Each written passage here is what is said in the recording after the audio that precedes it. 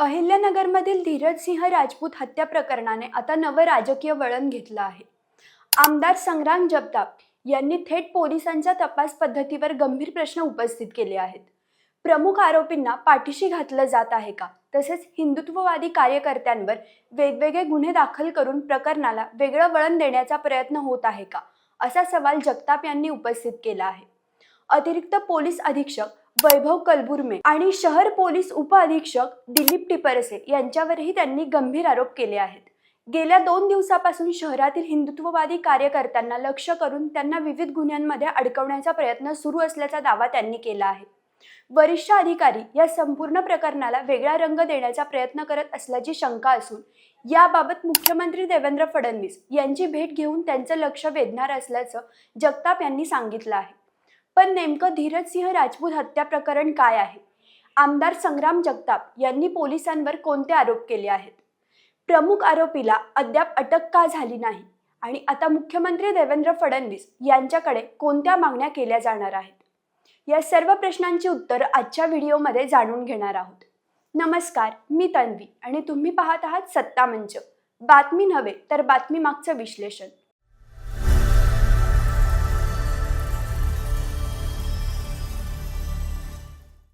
चला तर मग मुद्देसूद पाहूया. मुद्दा क्रमांक 1, धीरजसिंह राजपूत हत्या प्रकरण काय आहे?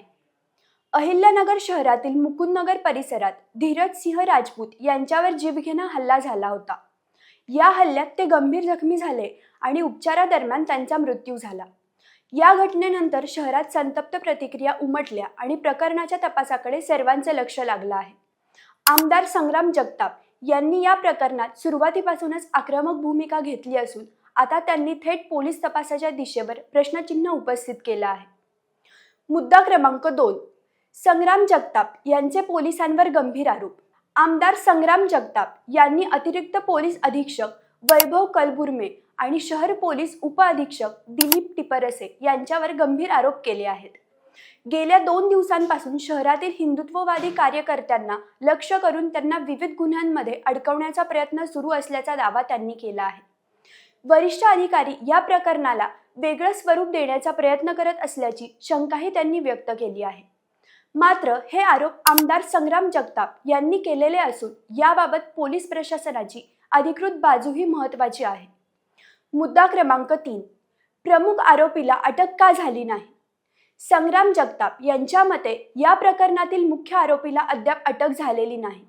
आतापर्यंत अटक करण्यात आलेले आरोपी हे हल्लेखोरांना मदत करणारे असल्याचा दावा त्यांनी व्यक्त केला आहे.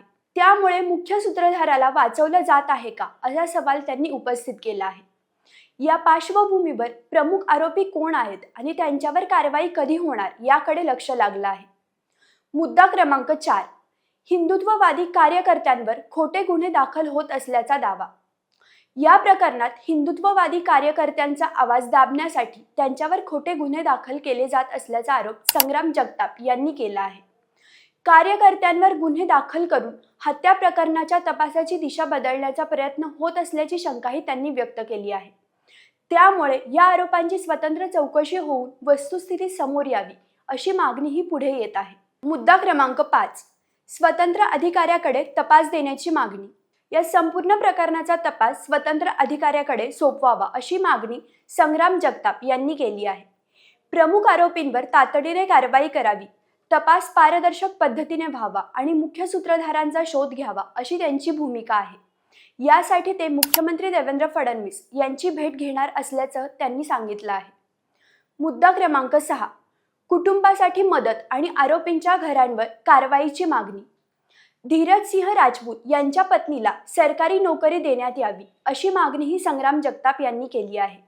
याशिवाय आरोपींच्या कथित अनधिकृत घरांवरील कारवाईला देण्यात आलेली स्थगिती उठवून पुढील कारवाई करण्यात यावी अशी मागणी त्यांनी केली आहे. आरोपींवर कठोर कारवाई करून दोषींना कठोरात कठोर शिक्षा मिळावी अशी त्यांची भूमिका आहे. मुद्दा क्रमांक 7, आता मुख्यमंत्री भेटीनंतर काय होणार? या सर्व आरोप आणि मागण्यांच्या पार्श्वभूमीवर आमदार संग्राम जगताप मुख्यमंत्री देवेंद्र फडणवीस यांची भेट घेणार आहेत. या भेटीत प्रमुख आरोपींवर तातडीने कारवाई, स्वतंत्र तपास अधिकारी आणि तपासात पारदर्शकता या प्रमुख मागण्या केल्या जाणार आहेत. त्यामुळे मुख्यमंत्री या प्रकरणाची कशी दखल घेतात आणि पोलीस तपासाबाबत पुढील निर्णय काय होतो याकडे आता अहिल्यानगरसह संपूर्ण राज्याचं लक्ष लागलं आहे। या संपूर्ण घडामोडीतून 3 महत्त्वाच्या गोष्टी समोर येतात। पहिली गोष्ट, धीरज सिंह राजपूत हत्या प्रकरणात प्रमुख आरोपीला अद्याप अटक झालेली नसल्याचा दावा करत संग्राम जगताप यांनी पोलीस तपासावर प्रश्न उपस्थित केले आहेत। दुसरी गोष्ट, हिंदुत्ववादी कार्यकर्त्यांवर खोटे गुन्हे दाखल करून तपासाची दिशा बदलण्याचा प्रयत्न होत असल्याचा आरोप त्यांनी केला आहे। तिसरी गोष्ट, या प्रकरणाचा स्वतंत्र अधिकाऱ्याकडून तपास व्हावा आणि दोषींवर कठोर कारवाई व्हावी या मागणीसाठी संग्राम जगताप मुख्यमंत्री देवेंद्र फडणवीस यांची भेट घेणार आहेत। आता तुम्हीच सांगा, तुमच्या मते धीरज सिंह राजपूत हत्या प्रकरणाचा तपास स्वतंत्र अधिकाऱ्याकडे सोपवायला हवा का?